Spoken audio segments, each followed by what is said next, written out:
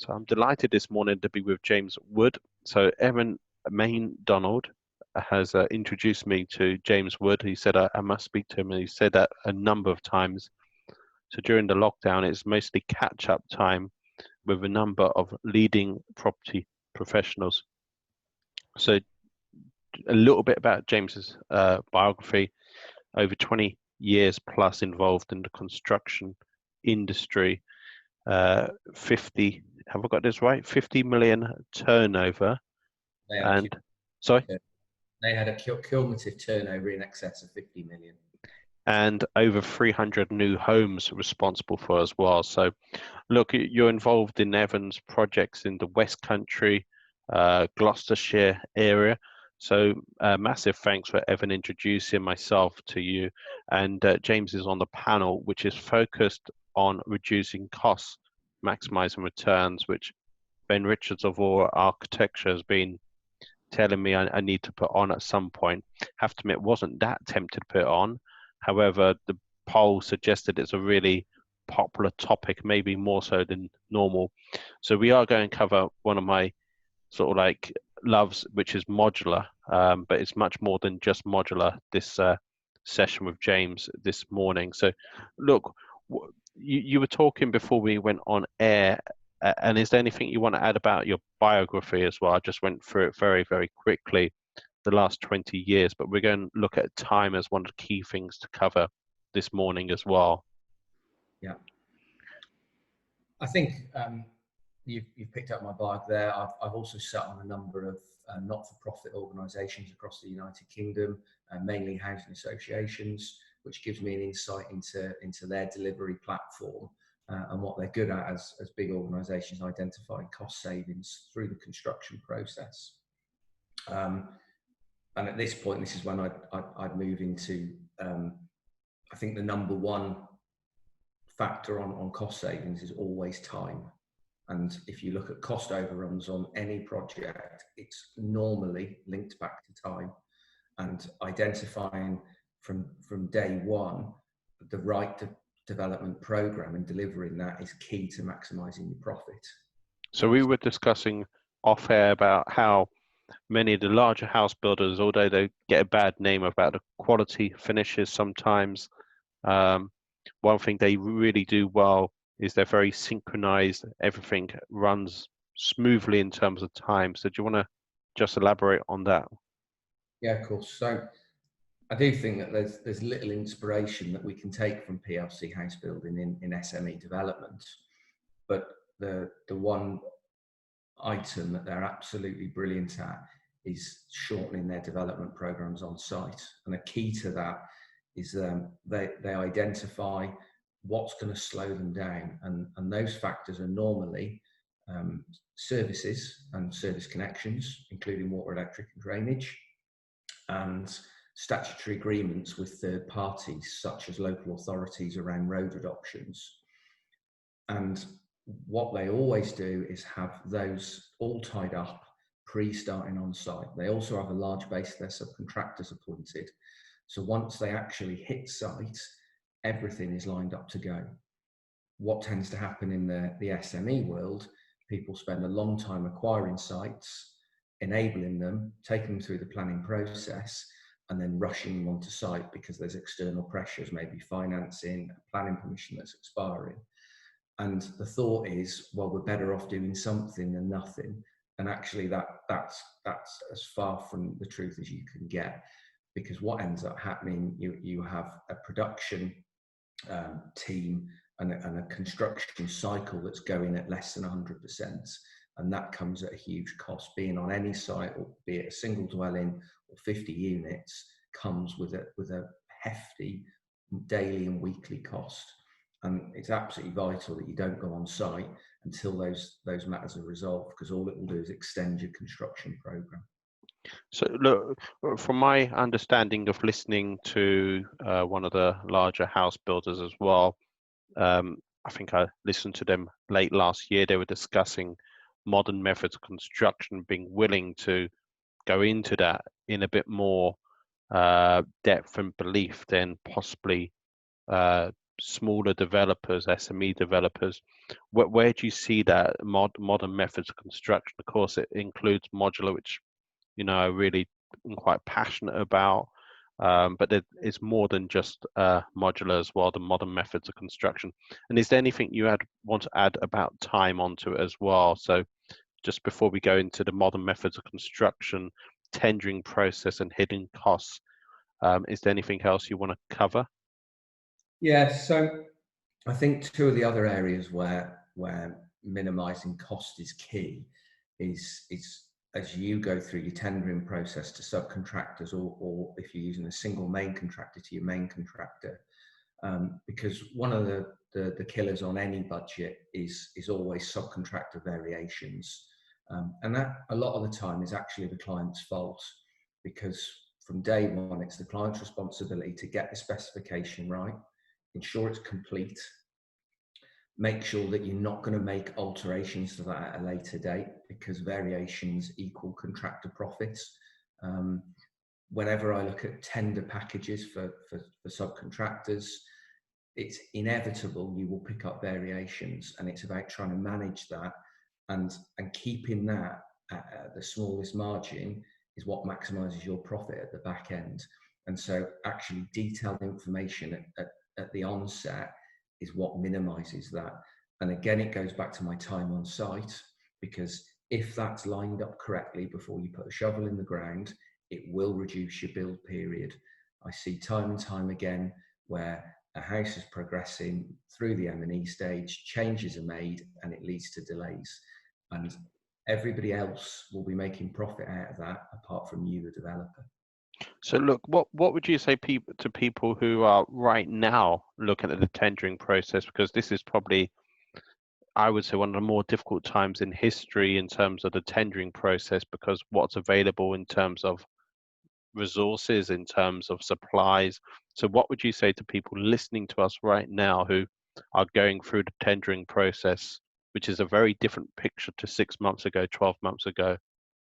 Yeah, I think one of the changes that coronavirus has led to is how we procure materials.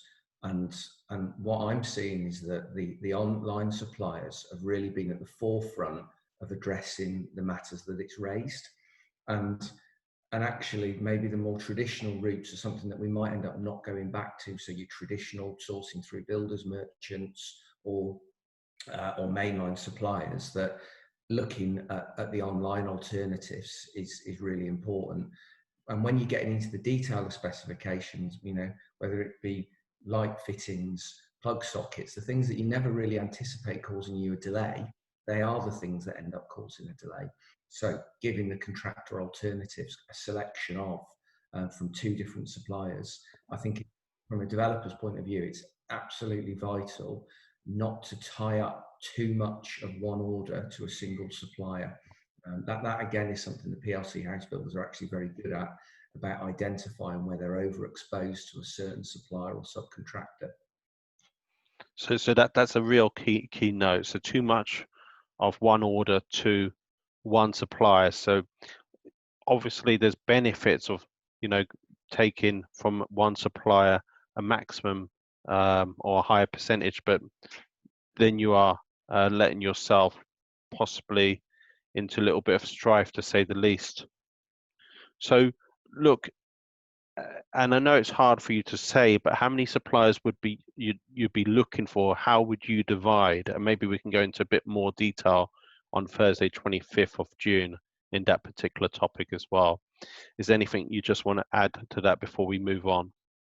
No, I think maybe the only thing that's worth pointing out there is that there's a lot of incentives in the industry to source through single suppliers, but through rebates and other incentives that they put in place. But you've just got to be really careful you don't get tricked into being overly reliant on one party.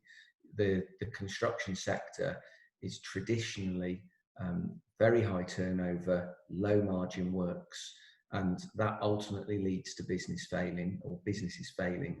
And actually spread your risk is a really key factor. And as you said, that's a key note, and that's certainly something that we apply to every development.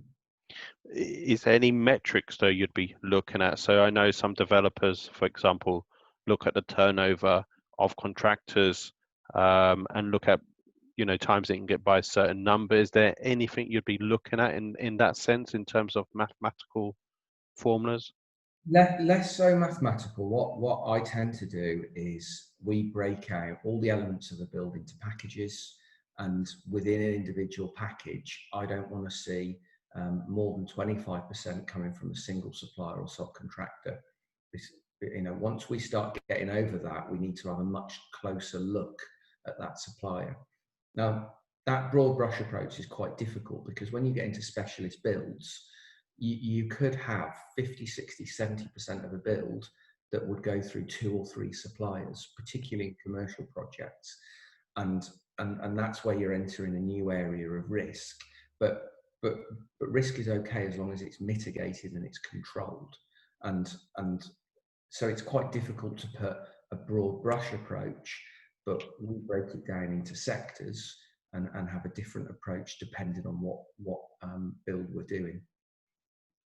Look, so in terms of looking at the modern methods of construction, well, what do you want to add to that particular topic? Okay, so MMC is something that I've embraced and been passionate about over a long period of time, both in my work as a private developer and as a board member of a not-for-profit organisation that's looking to innovate and deliver better houses for our tenants. I think the key with MMC wraps straight back into the time point that MMC is physically more expensive. Any form of off-site manufacture is not competitive in the current time to on-site build, and so the way of making it competitive is time and time savings. And I've delivered off-site manufactured housing, and the way that we did that so it was beneficial for our client was making sure that everything was lined up, the statutory services I mentioned before. So where we'd spent heavily on the off-site construction, we didn't lose that benefit by wasting our time on drainage connections and services and statutory agreements. And that's, whenever I look at MMC, the first thing that always enters my head is how much time will it save? So you're looking at the time factor. So MMC means more than just modular. Is that correct in your eyes? Modular is the sexy side of MMC. Absolutely. MMC, modern methods of construction, are now available in any sort of form.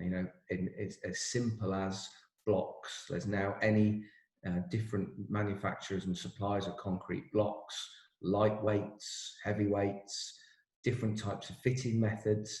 That every single market in construction is getting more competitive with innovative products entering the market. The general theme behind them is about reducing time. As it's clear that suppliers into the construction sector and developers, the desire is time all the time. And I think going forward that you'll just see more and more MMC enter the market. But it is very difficult for us because at the end of the day, a construction site is a difficult environment. It's largely a hand-built product. It's built outside in varying weather conditions, and it's very difficult to control. And so I think where the role of MMC is to help reduce risk and take out some of those unknowns and uncontrollable factors that are associated with being on a construction site. And the final question or the final points in terms of hidden costs, do you want to elaborate on that? And just to add, so the panel will include Ben Richards from Aura Architecture, who's worked for Berkeley Homes before setting up his own architectural practice. Ben knows much more about his bio than I do by a long way, but 839 units for one project in Wandsworth. And I think, don't quote me exactly, about 819 units for another project with Berkeley Homes. So his background is an architectural engineer. And Alex Hurn, who's project monitoring and chartered surveyor. So just to touch on the hidden costs of development as well. So do you want to elaborate on that, James? And how can people find out more about you as well?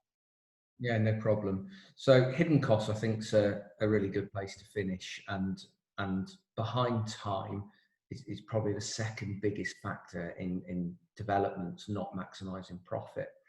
Um, so, for example, I've just done an application on a development. It's a fairly small development, 15 units, and it's cost £1,000 for the local authority to name the street. Now, I can guarantee you that sat in nobody's development appraisal through the whole process. And they're the sort of costs that wipe out your profit. And so we keep a register of every cost that comes in on a development. I put together a bespoke reporting package for my construction business. And one of the most important package codes is the unknown costs that come through. Some of the other things that really hurt developers' profits are theft, a massive problem across the sector. Again, very rarely gets worked into appraisals, but actually from day one now, we look at all sites, site security, site setup, and the absolute key around that is trying to minimise theft. And it isn't actually just your traditional theft of being broken into in the early hours of the morning. It's day-to-day thefts by operatives on the site. It's a massive issue across the sector, and it costs developers, serious amounts of money. So it's really important to track those hidden costs and then build them into your development appraisals on your next development, and that will end up maximising your profit. So what's the best way of connecting with you, reaching you, James? Okay, so you can catch me on LinkedIn, James Wood Consultancy, and my website, james-wood.com, and on Instagram, James Wood Consultancy. I offer a range of services to individuals, businesses, and other third sector bodies across the sector on how to deliver construction projects. Look, I just wanted to ask you, so you mentioned about theft during COVID-19. So for some developers, it's a very new, for everyone really, COVID-19 is not expected. So how can they deal with theft? What have you done personally in terms of some of the developers you've been working with to ensure it doesn't happen? Because, or maybe you've had things in place beforehand anyway, whether it's COVID-19 or not COVID-19. And when you say theft, what is it, what you may expect or you may not expect as well? Yeah, so as a general rule of thumb, criminals are like water. They'll look for the route of least resistance. And so my general theory is, when going onto a development site, I need to make my site harder to get into than surrounding sites. And I need to build into my development appraisals that there's a cost attached to that. And making sure you've got the right costings in for site security will pay dividends at the end of the project. So I think properly hoarded sites, to at least 8 foot are absolutely vital. That really seems to stop criminals. The days of sort of traditional Harris fencing, I think, are passing, because they're just too easy to get through, and they're too easy for criminals to manipulate. And then looking into the world's really moved on with temporary security cameras. We now put them in on all of our sites to make sure there's some sort of visual deterrent for criminals at all times. But as I mentioned, it's not just your traditional criminals. We're now seeing the evolution of large vehicles turning up with high-abs and cranes that will just crane a piece of construction machinery on. Are you serious? Absolutely. I've had it on my own sites where they will crane a piece of construction, small diggers or dumpers or any small bits of kit, that they will come on and crane over the top of any of your barrier fencing. So, criminals are evolving, and it's a huge operation now, construction theft. There's massive demand for theft exports across the world. It's very easy to export theft. Once it's landed on foreign territory, it's extremely difficult to recover. So we need to try and stay one step ahead of the criminals, and making sure that we we have a proper lockdown plan each evening and weekend, locating plant in places that's difficult to get to, and making sure things like your security cabins are located in the right place. They're covered by floodlights and security cameras. All of these things tend to get missed because of the pressures of building a house or building a development. But actually, some of these fundamentals is what will minimise your cost and maximise your profit. James, look, I know we can go on. I just want to say massive thanks for your time today. I want to say massive thanks to Evan as well for introducing me. And people can listen to you in much more depth. Jack Jiggens will be asking the questions from EXP Property Investments on Thursday, the 25th of June. It's an evening event. As I say, Jack Jiggens will be chairing. Delighted we've got Ben Richards of Aura Architecture, Alex Hurn of Sillence Hurn, and yourself, James, on board on Thursday, 25th of June. So massive thanks, and thanks to Evan.